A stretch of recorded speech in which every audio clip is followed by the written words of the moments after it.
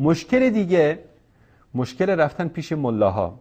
البته اگر این کلمه ملا درست نیست که در مورد این شیادان و دین فروشان استفاده بشه. اینها ملا نیستن، عالم دین نیستن، اینها شیاطینی هستن که لباس دین برتن کردن، ریش گذاشتن، عبا و قبا گذاشتن فقط به خاطر اینکه به نام دین مردم رو فریب بدن. و خطاب من به اون مردهایی است که اجازه میدن که زنهاشون پیش این فالگیرها و پیش این کفشناسا و پیش اینها برن. میدونید رسول الله صلی الله علیه و آله و سلم در مورد این گونه مردها چی گفتن؟ همین صفاتی رو که در مورد این زنهایی که مائلات و ممیلات هستن، کاسیات و عاریات هستن، رسول الله صلی الله علیه و سلم فرمودن که دیوس وارد جنت نمیشه.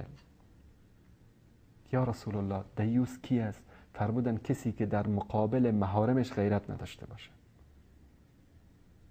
اون کسی که زنش رو اجازه میده یا غفلت میکنه از زنش که زنش بره پیش یک فالگیر، پیش یک جادوگر، پیش یک نجومی، پیش یک کفشناس و این انسان فاسد و شیطان با جسد زن تو بازی بکنه، این انسان دیوس است، وارد جنت نمیشه.